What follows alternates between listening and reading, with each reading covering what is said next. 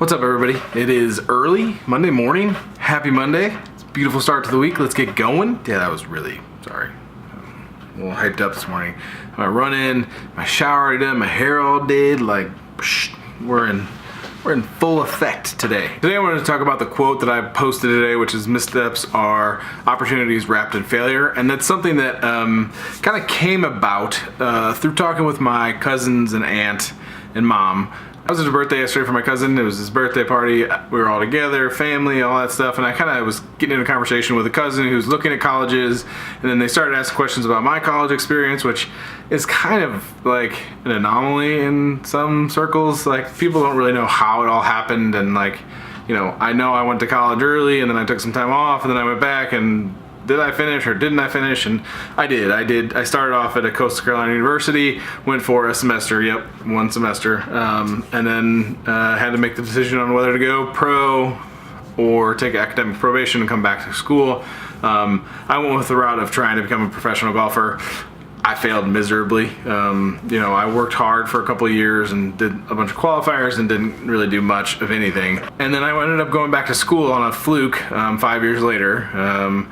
Was at a driving range, kind of still keeping the dream alive. I ran into a guy that I played high school golf with, and he told me his dad was coaching at one of the local universities. So connected up, and a year later, after I got my amateur status back and kind of worked my way kind of into the school, because I didn't have a great academic track record to that point. We got my way into the school, kind of took some classes to get me ready for that, and next thing I know, I'm on a golf team, a collegiate golf team, an NCAA golf team, and I was there for 3 years. It was an incredible experience. Nothing about it was normal, but everything about it was incredible. It was an incredible 3 years. I had changed a lot as a person because I was kind of growing up. Like, I got married while I was in college.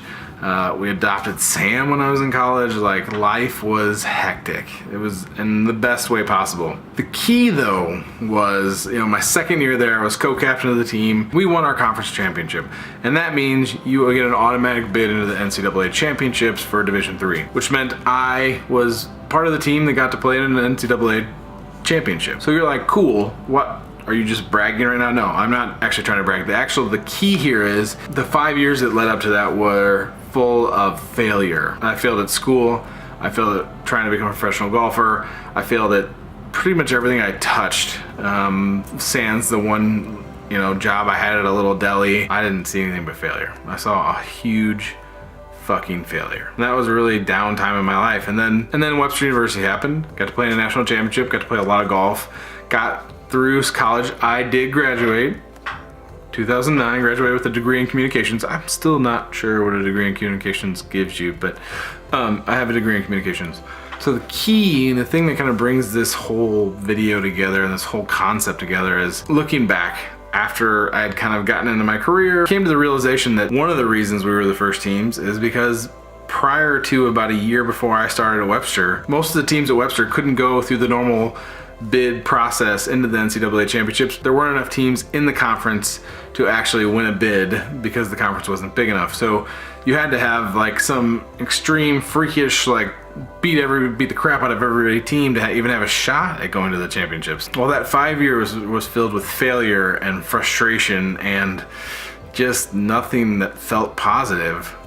Had I just graduated high school a couple blocks away from where I ended up graduating college and going straight to the college that was a couple blocks away, I never would have had a shot to play in a national championship. That is pretty crazy. It's not just the time. It's not just the fact that like, oh, well, you waited 5 years, cool.